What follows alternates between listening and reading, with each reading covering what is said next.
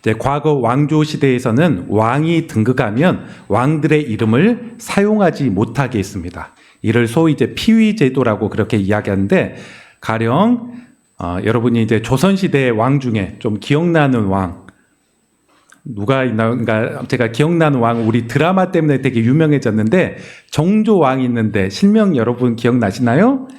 예, 이산이라고 이제 드라마 때문에 되게 유명하게 됐죠. 이산이라는 원래 본명이 있고 또 왕이 돼서 정조라는 그런 이름으로 이렇게 했는데, 그가 왕이 되자마자 한 가지 바뀐 그런 것들이 있습니다. 뭐냐? 모든 공문서에는 그의 이름, 산자가 들어가는 한자, 산자가 들어가지 못하도록 다 이를 다 제거하였습니다. 그리고 굳이 이제 산이 매산은 아니에요. 다른 그런 산자인데, 이 산자가 한자로 어디 공문서나 이렇게 쓰여져야 된다면 다른 비슷한 그런 글자로 바뀌어가지고 쓰도록, 모든 그런 문서로 쓰도록 그렇게 하였습니다. 그리고 누군가 이를 좀 착각하거나 잘 몰라가지고 왕의 이름인 산자를 넣었다면 심각한 일을 결례로 여기고 벌을 주는 그런 모습들이 있었습니다. 우리가 한번 이런 모습들을 생각해 본다. 왜 이런 제도, 왜 이런 모습들이 나타났을까요? 이는 비단 이산 그 정조 왕에게만 있지 않고 모든 왕에게도 공이 나타났던 그런 모습이기도 합니다. 왜 이런 문화가 있었을까요? 이는 왕에 대한 존중과 경외감의 표현이었을 것입니다. 누구든지 왕의 이름을 함부로 이랫배에 올리지 못하고 또 글자나 문서로 쓰지 않는다. 이를 통해서 왕은 우리 보통 사람과 다른 지극히 높은 그런 존재이고 존중하고 경외해야 될 그런 대상이다. 이를 표현하기 위해서 그 이름을 함부로 쓰거나 언급하지 못하게 했다는 것입니다. 이처럼 이름이라는 것은 이런 특징을 가지고 있죠. 이름은 누군가를 호칭하고 부르는 거에만 끝나지 않습니다. 이름이 별명과는 다르죠. 별명은 누군가를 딱 부르고 끝나는 것들이라면, 이름에는 어떤 사람을 향한 그런 인격이 담겨져 있습니다.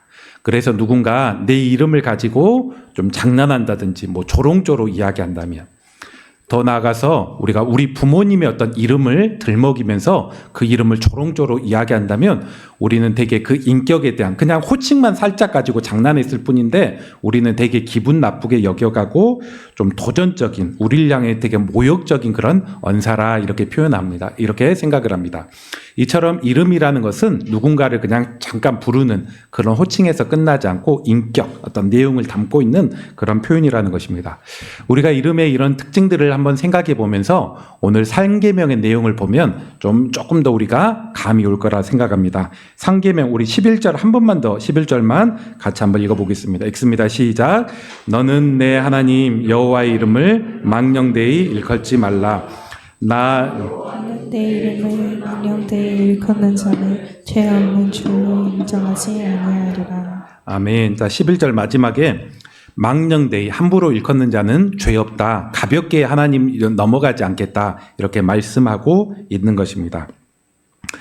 이 명령이 오늘 설교를 들어보면 하나님의 이름을 가볍게 혹은 잘못되어 사용하는 것들이 얼마나 하나님이 크게 여기는지 우리는 오늘 또 배워야 될 것입니다. 그리고 이를 한번 돌아보면 우리가 그동안 하나님의 이름을 너무 또 가볍게 사용하고 이 상계명을 어기는 죄를 우리 생활 가운데 부지 중에 행하는 것들이 꽤 많았구나. 그리고 어쩌면 우리가 잘 이 계명을 알지도 못해가지고 망령되 일컬지 마라. 망령됐다는 게 무슨 뜻이지? 이런 표현부터 잘 이해하기 어려워서 우리가 의미도 알지 못하고 부지 중에 혹은 알면서도 또 어겨버리는 그런 모습들이 많이 있었습니다. 분명한 것은 하나님은 이 상계명을 어기는 것, 하나님의 이름을 훼손시키는 것들은 엄청 크게 여겨 나가신다는 것입니다. 가볍게 여기지 않습니다. 그리고 하나님 혹은 하나님의 이름을 멸시하는 자는 하나님께서 멸시하시겠다.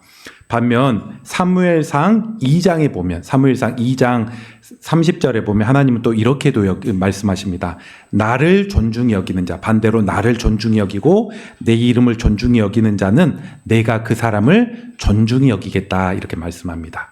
멸시하는 자는 내가 그를 경멸하리라. 그러면서 오늘 본문에서 우리는 한번 두 가지 내용으로 말씀을 한번 이해해 보려고 합니다. 그 첫 번째로 상계명의 의미, 바른 의미를 우리가 한번 먼저 생각해 볼 것이고, 두 번째 더 중요한 거, 우리 현대인들이 21세기에 이 상계명을 우리가 어떻게 지키고 어떻게 어기지 말아야 될지 이 두 가지 내용으로 또 말씀드리면서 주의 뜻, 하나님의 말씀이 무엇인지 생각해 보도록 하겠습니다. 첫 번째, 이 상계명의 참된 의미를 먼저 한번 생각해 보도록 하겠습니다. 자, 상계명 이렇게 얘기하고 있어요. 내 하나님 여호와의 이름을 망령되이 부르지 마라. 먼저 이렇게 표현합니다. 하나님 여호와의 이름이라는 그런 표현이 나타납니다. 하나님께서는 자신의 이름을 통해서 하나님이 어떤 분인가 이를 설명해 줄 때가 꽤나 많이 있었습니다. 우리 하나님 혹은 여호와라는 이름부터 한번 정리해 보죠. 하나님이라는 표현은 히브리어로 보통 엘 혹은 복수형으로 써서 엘로힘 이런 표현으로 많이 썼습니다. 엘 혹은 엘로힘 이런 표현을 많이 썼습니다. 엘 혹은 엘로힘이 어떤 의미를 가지고 있느냐? 바로 하나님은 전능하신 하나님, 창조자, 전능자 그런 의미를 가지고 있습니다. 어떤 분보다도 강하시고 모든 것을 할 수 있는 그런 능력의 주 그런 의미를 가지고 있습니다. 그렇다면 여호와라는 그런 뜻은 무엇이냐? 여호와는 우리 많이 들었죠? 스스로 계시는 자. 이 세상에 있는 모든 것들은 누군가에 의해서 창조되었고 또 창조된 것들이 변형돼서 이렇게 나타난다면 하나님만은 유일하게 스스로 계십니다. 이를 자존성, 한자로 얘기하죠. 스스로 계시는 분. 누가 만드신 분이 아니라 하나님은 스스로 계십니다. 그래서 하나님 여호와라는 것은 스스로 계시면서 가장 능력이 계신 전능한 하나님이시라 이렇게 표현합니다. 또 우리 하나님에 대한 호칭, 이름 혹시 생각나는 거 있으시나요? 우리가 우리 출애굽기 그 모세오경 쭉 보았는데 여기 보니까 여호와 이레라는 이름도 알려주셨습니다. 하나님은 준비하시는 하나님이시다. 우리를 위해서 준비하시는 분이다. 또 성경에 보면 여호와 라파라는 하나님은 치유하시는 분이다. 우리의 몸도 마음도 치유하시는 분이다. 또 여호와 니시 여호와의 그 깃발이라는 얘기인데 승리, 전쟁에서 승리자 이를 의미하죠. 이런 모든 이름은 하나님의 그런 성품을 우리에게 보여주는 그런 모습이라 할 수 있습니다. 이런 여호와의 이름을 특별히 하나님 여호와라는 그런 이름이 있는데 이를 되게 소홀히 하지 말라는 것입니다. 우리가 이 땅을 살아갈 때도 저희가 어릴 때부터도 그런 표현이 있죠. 너희 부모님 이름이 뭐냐 그렇게 얘기하면 부모님 이름 여필종이요 이렇게 하는 것들은 되게 결례로 여겨졌습니다. 한국 사람도. 그래서 어떻게 불러야 됩니까? 여자 필자 종자입니다. 이렇게 부르는 것들이 바른 예의라. 우리 한국에서도 그런 정서가 있습니다. 그런데 이것은 우리 한국뿐만 아니라 대부분의 사회 혹은 유대인에게는 훨씬 더욱더 심합니다. 하나님에 대해서 어떻게 인식했느냐? 하나님의 이름을 함부로 부르는 것은 되게 결례를 행하는 것이고 하나님을 존중히 여기지 않는 것이다. 특별히 모세 시대 때 상계명, 하나님 여호와의 이름을 함부로 망령되이지 부르지 말라 이런 말씀을 들은 이후에는 이 유대인들은 이 말씀을 더욱더 엄격하게 지키기 위해서 어떻게 했느냐? 하나님 여호와라는 그런 표현이 있다면 여호와라는 표현이 있다면 그 하나님의 이름을 차마 입에 담지 않았습니다. 어떻게 담았느냐? 여호와라는 그런 표현이 있다면 주인이라는 히브리어로 아도나이라고 하는데 이 여호와라는 말 대신 아도나이 그렇게 불렀습니다. 그래서 가령 여호와께서 너에게 복 주시기 원하신다. 신명기의 민수기의 그런 축복 기도가 있죠. 여호와께서 너에게 복 주시고 은혜 베푸시기 원하신다. 그런 표현들이 있다면 사람들은 여호와께서 그렇게 표현하지 않고 아도나이께서 너에게 복을 주시기 원한다. 아도나이께서 너에게 축복 주시기 원한다. 너의 주님께서 너에게 함께 하시기 원한다. 이런 식으로 부르고 이런 식으로 또 호칭했다고 합니다. 그러면서 계속 이렇게 부르다 보니까 언제부턴가 이제 고대 히브리어는 모음이 없다고 하지 않았습니까? 자음만 있다고. 그래서 그 자음을 어떻게 읽어야 될지 제대로 알지 못해서 여호와 혹은 야훼 뭐 그런 식으로 추측하면서 우리가 오늘날에도 읽고 있습니다. 우리가 이 모든 것들은 다 히브리인들이 여호와라는 이름을 높이고 또 삼계명을 범하지 않기 위한 하나의 그런 또 방책 가운데 나타났던 그런 모습이기도 합니다. 그런데 우리가 삼계명을 바르게 잘 알아야 될 게 하나님의 이름을 함부로 부르지 않고 여호와라는 그런 호칭 대신 다른 이름을 표현하는 게 과연 삼계명을 잘 지키는 건가? 그게 아니에요.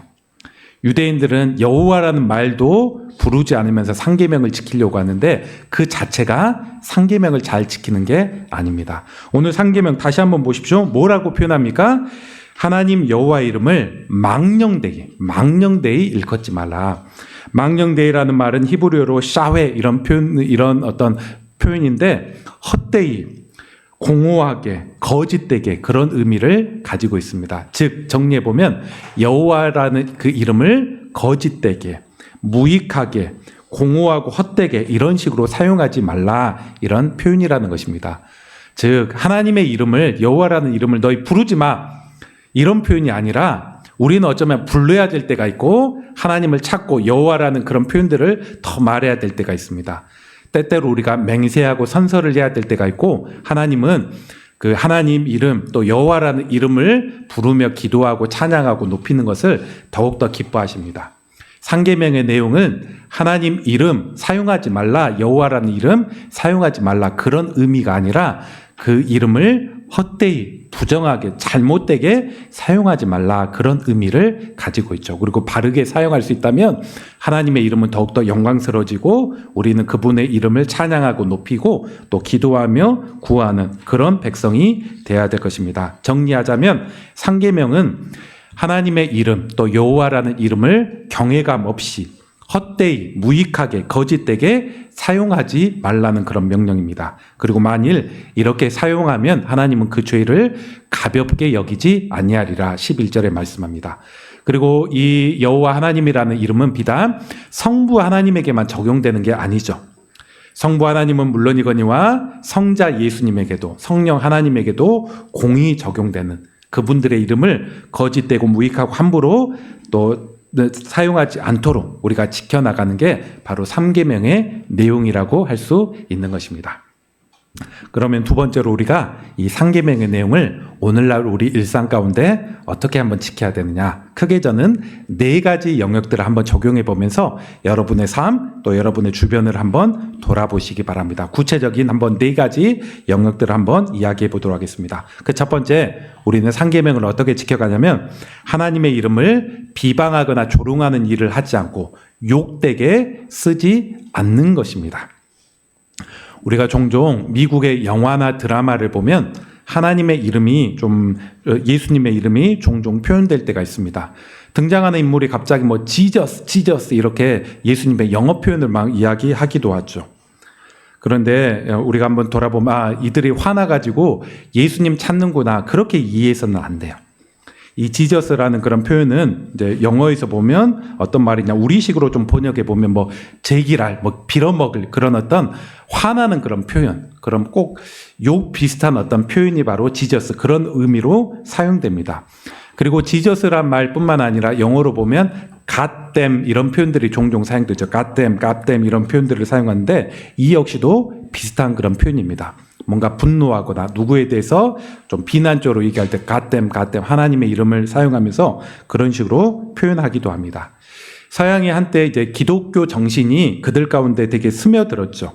그리고 한때 이제 기독교가 그들의 삶과 신앙 가운데 깊이 스며들면서 언어 생활 가운데 또 있었는데 그들이 분노하고 화나면 예수님이나 하나님을 좀 찾으면서 그들의 마음을 좀 진정시킬 때가 있었다면 시간이 지나가서 이제 그런 신앙은 다 식어버린 채 형식만 남은 때 그들에게 어떻게 얘기하느냐 예수님 하나님의 이름이 욕 비슷한 자기가 분노 있을 때 막 자기의 분노를 발산해 나가고 표현해 나가는 그런 모습으로 됐다는 것입니다. 이는 참 가슴 아픈 현실이죠.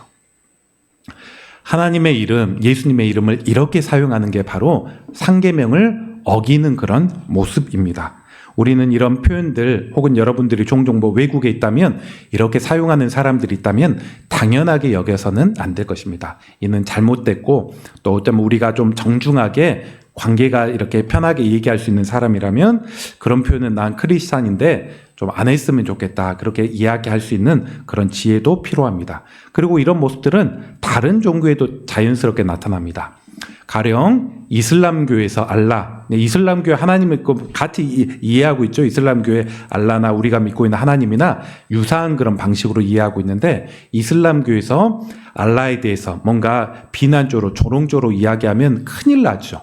뭔가 보이콧하고 항의하고 이런 일이 일어납니다. 불교에서도 마찬가지입니다. 석가나 뭐 자기가 믿고 있는 그런 신에 대해서 부정적으로 표현하고 좀 조롱조롱 그런 이름에 대해서 그렇게 이야기하면 되게 분노하고 경멸적으로 받아들여 나가는데, 우리가 뭐 서양에서 그런 문화가 있다고 해서 이를 자연스럽고 당연하게 받아들여서는 안 될 것입니다. 만 왕의 왕이시고 만주의 주이신 그분의 이름이 훼손당하고 있다면 우리는 이를 안타깝게 여길 줄 알아야 되고 이와 구별되게 살아야 될 것입니다. 그리고 우리가 일상적인 표현들을 더 한번 돌아본다면 오 마이 갓 이런 표현들 우리 많이 하지 않습니까? 오 마이 갓 뭐 일이 있을 때 이 표현이 가만 보면 오 나의 하나님 이런 표현이잖아요. 오 나의 하나님 이런 표현입니다. 이 말은 물론 욕설이나 악의적인 그런 표현은 분명 아닙니다. 그런데 서양 사람들이 신앙도 없고 그럼에도 불구하고 일이 있으면, 어떤 큰일이 있으면 오마이갓 오마이갓 하면서 깜짝 놀라는데, 이 표현도 신앙 없는 그들 가운데는 적절한 그런 표현은 아닐 것입니다. 오마이갓 이렇게 하는 것들이. 물론 우리가 예수 믿는 사람들이 어떤 놀랄 만한 일 가운데 오 주님, 우리 또 한국말로 그렇게 얘기하기도 하잖아요. 어떤 깜짝 놀랄 만한 주님 이렇게 찾기도 하고 의지하고 이렇게 하기도 했는데, 그런 표현이라면 너무 좋겠지만 신앙도 없고 진실하게 하나님을 의지하는 마음도 없음에도 불구하고 오마이갓 혹은 영어 따라한다고 그런 식으로 표현하는 것은 또 적절하지 못한 하나님의 이름을 잘못 사용하는 그런 모습이기도 합니다. 그리고 우리는 더 나아가서 하나님의 이름을 좀 조롱하는 그런 비방하는 그런 것들도 무서운 그런 죄임을 알아야 될 것입니다. 오늘 본문 가운데 시간이 흘러서 구약의 히스기야 왕 시대입니다. 그때 아수르라는 나라가 북이스라엘을 멸망시키고 남유다를 향해서 공격해오죠. 그때 랍사게라는 그 아수르 장군이 사람들 가운데 히브리 말로 그들을 비방합니다. 너희 왕은 힘도 없고 북쪽 이스라엘이 망했던 것처럼 너희 남쪽도 얼마 가지 못해서 똑같이 어려움 당한다. 지금 항복해야지 목숨은 구제할 수 있다. 이런 식으로 막 이렇게 비방하고 허위 선전하면서 그들은 뭐라고 얘기하느냐, 여호와라는 신이 혹시 너희를 지켜줄 거라고 생각하는 사람이 있느냐, 그렇게 얘기하면서 여호와의 이름을 비방합니다. 그는 헛되다. 그는 거짓되고 별 볼 일 없는 신이고 무능한 신이다. 북쪽 문 지켰지 않느냐, 남쪽도 곧 없앨 것다. 이렇게 하면서 하나님의 이름을 조롱하고 모독하였습니다. 이런 일들 가운데 하나님이 어떻게 했느냐, 다음 날 하나님께서 천사를 보내셔서 적군의 18만 5천 명의 그런 군사를 되게 송장으로 만드셨습니다. 하나님은 결코 하나님의 이름이 모욕받고 그런 상황들을 좌시하지 않습니다. 그리고 그렇게 하는 그런 사람이 있다면 이 사람에 대해서 결코 죄 없다. 저는 몰랐어요. 하나님 없는 줄 알았어요. 그렇게 한다고 할지라도 결코 이런 죄를 가볍게 여기지 않습니다. 왜냐하면 하나님은 그분 자체는 어떤 분보다 우리식으로 표현하면 자존감이 높으시고 영광받기 원하시며 어떤 것보다도 사람과 비교할 수 없는 높은 그런 큰 그런 이름과 능력을 갖고 계시는, 훼손되지 않게 하긴 그런 주님이시기 때문입니다. 이처럼 첫 번째, 상계명을 지킨다는 것은 하나님의 이름을 비방하거나 조롱하거나 잘못된 그런 언어로 사용하지 않는 것, 이를 지켜나가는 게 상계명을 지켜나가는 것입니다. 두 번째, 우리는 이 상계명을 어떻게 지켜나가느냐, 하나님의 이름으로 잘못된 맹세를 하지 않는 것이 바로 3계명의 내용을 지켜나가는 것입니다. 마태복음 신약에 와서 예수님이 이 땅에 계실 때 마태복음 3장 33절에 예수께서 이렇게 가르쳤어요. 너희 옛사람이 말한 바, 구약 성경에서 말한 바 헛되이 맹세하지 말고 맹세한 것을 주께 지키라. 다시 옛사람이 말한 바 헛맹세를 하지 말고 내 맹세한 것을 주께 지키라 하였다는 것을 너희가 들었으나 나는 너희에게 이르노니 도무지 맹세하지 말고 하늘로도 땅으로도 성전으로도 이렇게 하지 말라, 그런 얘기가 나옵니다. 우리가 이 구절을 보면 예수님은 맹세하는 거 다 그 맛이나 이런 생각이 좀 들기도 해요. 그런데 그런 직접적인 의미가 아닙니다. 문자적으로 보면 맹세에 대해서 가급적 하지 마라 이렇게 하지만 예수님은 이 땅에 계실 때 스스로도 좀 맹세하신 적이 있으세요. 그리고 사도 바울이나 여러 성경의 그런 위인들이 좋은 본으로 맹세하는 그런 부분들이 부분적으로 나타납니다. 그러면 예수님이 왜 그때 헛되이 맹세하지 말라고 했는가? 당시 유대인, 특별히 경건한 그리스도인들을 어떻게 했느냐? 맹세를 좀 남발하였습니다. 쉽게 하고 남발하였습니다. 그리고 그들은 또 3계명을 어기지 않기 위해서 어떻게 했느냐? 하나님의 이름으로 맹세하지는 않지만 하나님의 성전의 이름으로 맹세합니다. 하나님이라는 표현을 쓰지 않았지만 하늘이라는 표현을 쓰면서 내가 하늘에 대고 혹은 땅에 대고 하나님의 만드신 땅에 대고 이런 식으로 살짝 피해 나가면서 자꾸 쉽게 그리고 하나님 비슷한 것들, 간접적인 것들로 자꾸 맹세하려는 그런 모습들이 나타났습니다. 교묘하게 피해서. 이에 대해서 예수님은 맹세 남발하는 거, 또 하나님의 이름으로 3계명 피하기 위해서 하나님 이름은 쓰지 않았지만 간접적으로 그렇게 하는 거 하지 말라. 그냥 맞으면 맞다, 틀리면 틀리다. 이것들만 해도 충분하다. 그렇게 알려주고 있습니다. 우리는 이 맹세에 있어서 두 가지 잘못된 그런 맹세를 피해야 될 것입니다. 하나님의 이름을 사용하면서 잘못된 그런 맹세를 피해야 될 것입니다. 어떤 게 있느냐? 그 첫 번째는 우리의 주장을 관철시키기 위해서 하는 하나님 이름으로 하는 가벼운 그런 맹세들을 이야기합니다. 가령 우리가 어떤 말을 했어요? 잘 믿어주지 않습니다. 사람들이. 그럼 우리 어떻게 하나요? 이것들 관철시키기 위해서 더 세게 이야기하죠. 그러면서 더 나아가서 우리가 하나님 이름으로도 합니다. 하나님 이름으로 이거 맞다, 막 이런 식으로도 이야기하고 말하죠. 그러면서 하나님 이름도 걸고 내 신앙도 걸고. 그런데 바로 이것이 예수님께서 그렇게 하지 말라는 거예요. 누가 좀 덜 믿어주더라도 내 어떤 주장을 관철시키기 위해서 내 진실함을 증명하기 위해서 하나님 이름 굳이 빌려와가지고 말할 필요 없다. 이거 맞으면 맞다, 틀리면 틀리다. 안 믿어주면 어쩔 수 없고 그런 식으로만 이야기하라는 것입니다. 내 주장을, 내 의견을 관철시키기 위해서 그렇게 하지 말라. 그리고 두 번째, 잘못된 그런 것들은 더더욱 나아가서 내 죄와 과오를 덮기 위해서 하나님의 이름으로 맹세하는 것, 이거 더더욱 하지 말라. 사실이 아님에도 불구하고 위기를 모면하기 위해서 내가 다른 사람에게 비난받지 않기 위해서 내가 맹세도 하고, 그리고 더 나아가서 하나님 이름으로 내가 이거 안 했다, 내가 신앙의 이름으로 이런 것들 안 했다, 이렇게 하지 말라는 것입니다. 하나님의 거룩한 이름을 내 죄와 허물의 방패막이로 잠깐 피하기 위한 그런 방책으로 사용하지 말라는 것입니다. 반면 하나님은 혹은 성경은 우리에게 바른 서약, 맹세, 특별히 하나님 이름으로 사약할 것도 요구하고 있습니다. 우리 근거 하나만 살펴볼까요? 우리 신명기서 지금 5장 봤는데 6장 한번 봅시다. 6장 우리 13절 한번 근거 한번 확인해 봅시다. 신명기 6장 13절.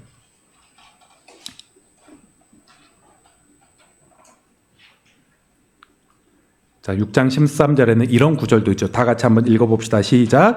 내 하나님 여호와를 경외하며 그를 섬기며 그의 이름으로, 마지막에 누구 이름으로 맹세하라고요? 그의 이름, 하나님의 이름으로 맹세하라. 10계명이 분명히 5장에서 주어지고 3계명이 함부로 쓰지 말라 주어졌음에도 이제 6장에서 가면 하나님 이름 존중하고 높이며 또 그의 이름으로도 맹세도 하라, 이렇게 표현하고 있는 것입니다. 우리는 때때로 하나님의 이름으로 맹세하고 사약하고 이렇게 해야 될 때가 있습니다. 어떨 때 그렇게 하느냐? 가령 예를 들면 우리가 세례 받을 때 하나님 이름으로 서약을 합니다. 내가 세례 받고 하나님 자녀, 내가 예수님 믿었는데 이 세례 받을 때 예수님과 함께 죽고 다시 살아날 때 하나님 백성으로 온전하게 살겠습니다. 하나님 백성으로 의무, 교인으로서의 의무와 순종을 다하도록 하겠습니다. 이를 우리가 하나님 앞에 하나님의 이름으로 맹세를 합니다. 저 같은 경우 목사로 임직할 때 또 이런 맹세를 하였습니다. 제가 30대 초반에 꽤나 어린 나이에 뭣도 모르고 이제 목사 안수받고 그렇게 했는데, 그때 서약하고 하나님과 사람 앞에 서약하기를 목사의 직에 이름을 더럽히지 않고 평생 하나님만 따르겠습니다, 이렇게 하나님 앞에 서약을 했습니다. 그리고 우리 중에도 이제 중직자로 안수집사, 권사, 장로로 피택되어서 임직을 할 때 우리는 동일하게 고백하죠. 하나님 앞에 받은 그런 직분들 중하게 여기고 그런 소임들을 성실하게 감당하겠습니다. 하나님 앞에 이렇게 맹세하기도 합니다. 그리고 저는 그런 거 한 번도 안 해봤는데 이런 분이 있다고 할지라도 우리가 결혼할 때 기독교식으로 결혼을 했다면 우리는 또 하나님 앞에 맹세를 하죠. 또 어떤 분은 성경에 손을 얹고 우리는 맹세했습니다. 내 배우자를, 내 옆에 있는 사람을 끝까지 사랑하고 희생하며 살겠습니다. 우리는 하나님 앞에 혹은 성경에 손을 얹고 이렇게 맹세를 하고, 목사님이 성혼 선포를 하죠. 하나님과 사람 앞에 그들이 이제 한 부부가 되었음을 선언합니다. 이런 어떤 과정 가운데 우리는 서약을 하고 맹세를 하기도 했습니다. 바로 이런 것들이 하나님 이름으로 맹세를 하고 서약을 하는 것입니다. 이런 것들을 바람직하는 거예요. 하나님 앞에, 그의 이름 앞에 맹세를 하고 이를 끝까지 최선을 다해서 지키겠습니다. 우리는 이런 또 각오로 맹세를 하며 지킬 줄 알아야 될 것입니다.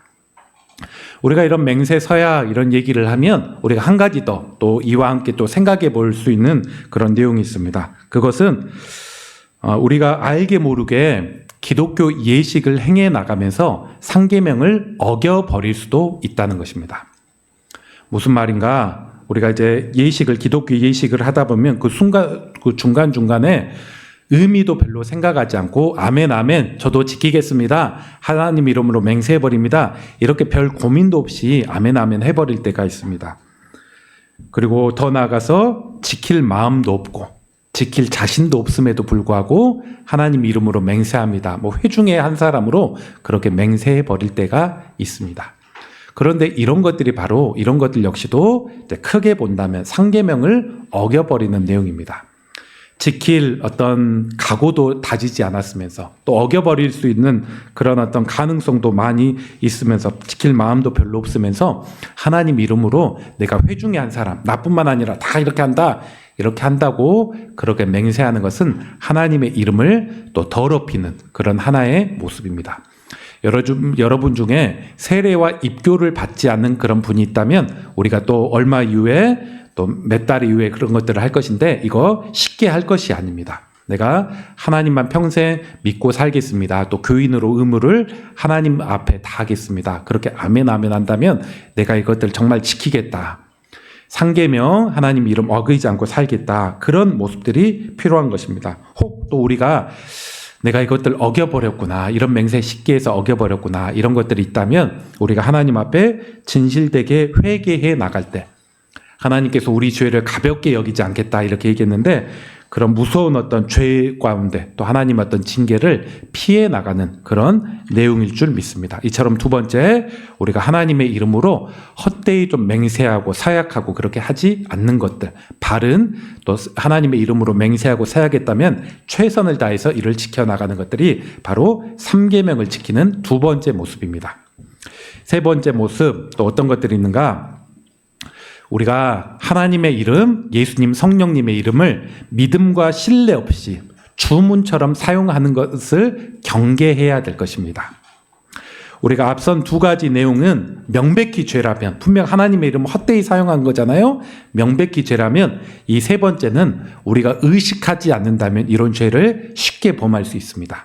가령 사도행전 19장에 보면 사도 바울이 사역을 하면서 바울에게 되게 이적이 나타났죠. 많은 병자들이 치유되고 심지어 사도 바울이 일하면서 입고 있는 그런 앞치마 같은 것들 갖고 가서 누구에게 딱 얹으니까 그가 치유되기도 하는 그런 어떤 능력들이 나타나기도 하였습니다. 그때 그 주변에 있었던 스게와라는 그런 제사장이 있는데 그들의 7 아들이 있었습니다. 7명의 아들. 그러니까 유대인이었고 뭔가 신앙적인 배경이 있는 그런 사람이었죠. 이런 사람이 갑자기 귀신 들린 자를 만나게 되었습니다. 그때 그 아들들이 어떻게 얘기했느냐? 사도 바울처럼 그렇게 얘기합니다. 내가 바울이 전파하는 예수님을 의지하면서 전한다. 귀신아 떠나가라. 예수님 이름으로 떠나가라. 그런 식으로 귀신 들린 자에게 명령을 하였습니다. 그런데 그 결과가 어떻게 했느냐? 귀신 떠나갔을까요? 바울처럼 뭔가 회복이 되었을까요? 그렇지 않았습니다. 귀신이 비웃으면서 그렇게 얘기합니다. 너가 지금 언급했던 그 안에 귀신 들린 사람 안에 귀신이 이야기하기를 너가 지금 언급했던 예수도 내가 알고 그 능력 있는 그 사역자 바울도 내가 아는데 너는 누구냐 하면서 오히려 그를 꽉 이렇게 안아버렸습니다. 너무 두렵죠. 귀신 들린 자가 자기에게 달려드니까 그를 막 이렇게 몸싸움을 하고 끝까지 자기의 옷을 붙드니까 입고 있는 옷마저도 벗어버리고 벌거벗은 그런 상태로 도망가 버리는 그런 일이 일어났습니다. 한번 생각해 보십시오. 이 스게와의 아들들은 뭐가 잘못됐습니까? 분명 그들 역시도 귀신 쫓으려고 했고 사도 바울처럼 그렇게 비슷하게 얘기했는데 그들은 뭐가 문제였고 왜 오히려 귀신들이 도망가는 게 아니라 이들에게 달려들었습니까? 그들에게 큰 문제점 하나가 있는데 방금 얘기했던 예수님의 이름으로 뭔가 선포도 하고 기도도 했지만 예수님을 향한 참된 믿음, 인격적인 신뢰 없이 마치 마술에서 주문처럼 수리수리 마술이 이렇게 하는 것처럼 바울이 그렇게 하더라, 그런 비슷한 모습으로 표현하더라, 이런 것들 생각해서 비슷하게 말은 했는데 예수님 하나님에 대한 신뢰 없이 그렇게 하다 보니까 오히려 쫓아내지 않고 너 누구냐 하면서 오히려 달라드는 그런 일들이 일어나게 되었습니다. 우리가 이 땅을 살면서 스게와의 아들과 같지는 않더라도 우리에게도 이 비슷한 그런 오류가 일어날 수 있습니다. 예수 이름을 제대로 신뢰도 하지 않으면서 옛날에 목사님들 보니까 이렇게 하더라.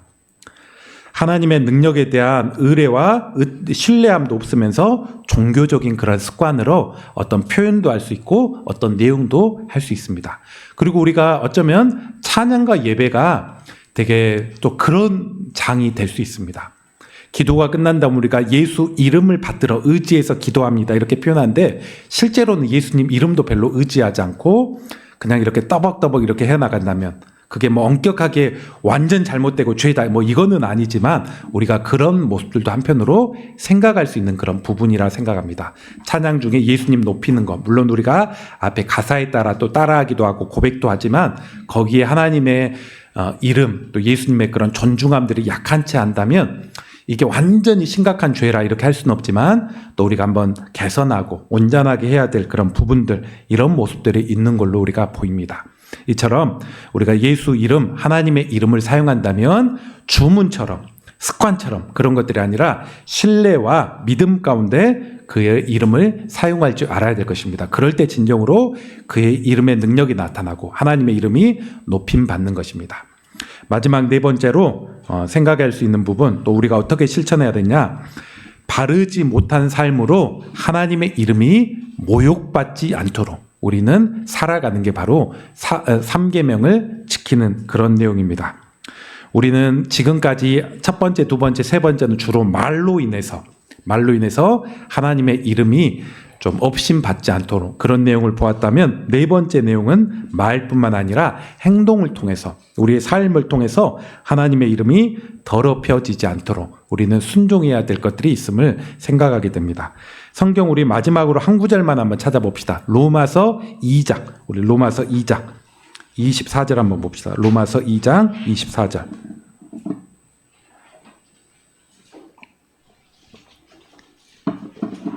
로마서 2장 24절 보니까 사도 바울이 로마서에서 쭉 이렇게 편지를 쓰면서 당시 유대인들이 어떤 신앙의 좀 문제, 위선들 이것들이 있는가 이를 쭉 설명하면서 24절에 이렇게 이야기합니다. 로마서 2장 24절 제가 읽어보겠습니다. 기록된 바와 같이 하나님의 이름이 너희 때문에 이방인 중에서 모독을 받는도다. 구약 성경에 나와 있는 그런 말인데, 하나님의 이름이 오히려 유대인들이 바르지 못한 삶으로 인해서 오히려 하나님의 이름이 이방인 가운데 욕먹고, 오히려 아이 별거 아니네, 유대인들 섬기는 거 보니까 난리도 아니네, 이런 식으로 하나님의 이름이 모독받는다는 것입니다. 그리고 이 모습이 구약시대뿐만 아니라 사도 바울이 살고 있는 시대도 여전하다, 이렇게 설명하고 있는 것입니다. 곧 하나님의 백성이라고 자부하는 그런 사람들이 위선되고 거짓된 그런 삶을 살아가면 자연스럽게 하나님의 이름은 가볍게 되고 하나님의 이름이 모독받을 수밖에 없는 것입니다. 그리고 오늘 우리가 이 말씀을 오늘을 살아가면서 잘 한번 기억해야 될 것입니다. 오늘날 교회와 또 신자들 향해서 하나님에 대해서 호의적이지 않는 많은 그런 상황들이 있습니다. 물론 어떤 경우는 오해도 있을 수 있고 침소봉대처럼, 침인데 봉처럼 크게 확대 해석돼서 그런 내용도 분명 있기도 합니다. 그런데 또 어떤 경우든 치명적인 어떤 그리스도인들의 위선, 또 거짓된 가운데 나타나는 그런 모습들도 또 포함되어 있음을 부인할 수 없습니다. 최근에도 보니까 어떤 뉴스에 보니까 기독교 조찬 기도회 회장 되시는 분이 뭐 자기 사위를 위해서 뭐 뇌물을 줬네 이런 것들이 드러나서 참 부끄러운 그런 행동이죠. 기독교 조찬 기도에 있으면 가장 앞장서서 사람도 모으고 사회도 보고 기도하셨던 그런 어떤 또 기독교 진영에서는 꽤나 유명한 그런 사람일 것 같은데 저는 뭐 누구인지는 잘 몰랐지만 그런 사람이고 또 나름대로 건축회사, 건설회사 잘 운영했다는 그런 사람으로 알려졌던 그런 사람인데 자기 사위를 위해서 뇌물 주고 한 자리 받기 위해서 그런 어떤 부정한 일들이 일어날 때 하나님의 이름이 모독받았습니다. 때때로 목회자들과 또 교회 중직자들의 은혜롭지 못하고 비윤리적인 삶이 세상 혹은 뉴스 가운데 나타날 때 하나님의 이름은 모독받을 수밖에 없을 것입니다. 우리가 이런 시기이기 때문에 이런 시대에 살기 때문에 우리는 특별히 행동을 통해서도 하나님의 이름이 모독받지 않도록 낮춤받지 않도록 더욱더 조심해야 될 것입니다. 그리고 우리는 소극적으로 하나님의 이름이 모독받지 않는 그런 수준이 아니라 적극적인 우리 선행 또 바르고 거룩한 삶을 통해서 하나님의 이름이 높임받도록 우리가 예배 중에도 하나님의 이름을 높이지만 또 다른 사람들이 우리 저 사람 보니까 참 신실한 저렇게 사는 것들이 바로 바람직한 그런 믿음의 삶이구나.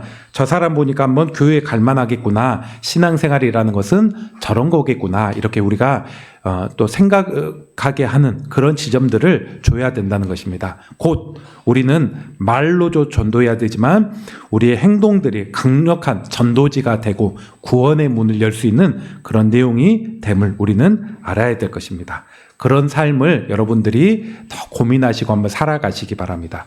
우리는 상계명을 지키는 게 비단 하나님 이름 욕먹지 않는 그런 정도가 아니라 더 나아가서 하나님 이름이 높아지고 교회의 어떤 영광이 더욱더 나타나고 이렇게 적극적으로 실천해 나가는 그런 믿음의 사람이 되어야 될 것입니다.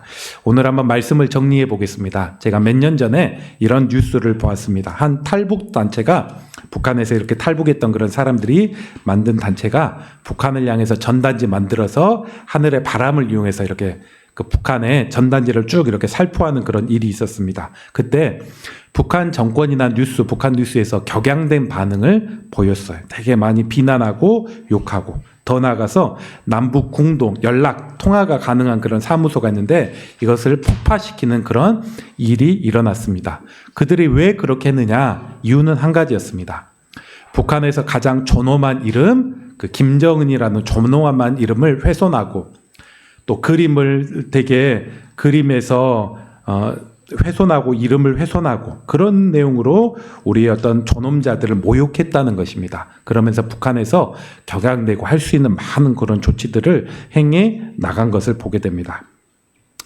우리가 한번 이렇게 세상에 있는 그런 지도자 역시도 물론 그 사회는 폐쇄적인 사회이니까 더더욱 그렇지만 우리가 그런 모습들을 보면서 우리의 하나님은 어떤 모습이냐? 우리 하나님은 사람이 아니죠. 만왕의 왕이고 가장 높으신 그런 주가 되십니다. 그 가장 높은 그런 존엄한 존재가 모독당하고 있는데도 모독당한 것을 참지 못하는 북한의 모습을 보면서도 우리는 성부, 성자, 성령 그 삼위 하나님의 이름이 우리에게 어떤 식으로 우리가 기억하고 있는지 우리에게는 어떤 존엄한 이름으로 좀 생각되고 있는지를 돌아볼 수 있을 것입니다. 그러면서 하나님의 이름이 헛되게 혹은 거짓되게 잘못되게 사용하는 것들을 가슴 아프게 여기고 혹은 내가 그런 실수와 죄를 범하지 않도록 더욱더 경각심을 갖는 그런 모습이 필요하다는 것입니다. 우리는 한번 오늘 말씀을 통해서 한번 또 선한 한번 결심을 한번 해봅시다. 하나님, 이 세상이 아무리 뒤집어지고 그렇다고 할지라도 하나님의 이름을 비방하거나 욕되게 하는 그런 표현들을 우리가 쓰지도 않을 뿐만 아니라 가볍게 여겨가지 않겠습니다. 하나님의 이름으로 헛되게 맹세하지 않고 서약한 것들이 있다면 최선을 다해 지켜나가겠습니다. 믿음과 신뢰로 하나님의 이름을 사용하겠습니다. 그리고 무엇보다도 하나님의 이름이 어떤 내 악하고 잘못된 생활로 비방받지 않도록 더욱더 깨어있고 반대적인 그런 삶을 살아가도록 하겠습니다. 우리가 한번 이런 결단을 하기 원합니다. 이런 백성들 가운데 하나님은 너가 내 이름을 높이는구나 존중하는구나 하면서 우리를 더욱더 존귀하게 여기실 것이고 존귀하게 여기고 은혜 베푸실 것입니다. 이런 믿음으로 살아가는 우리 주의 백성 되기를 주의 이름으로 축원합니다.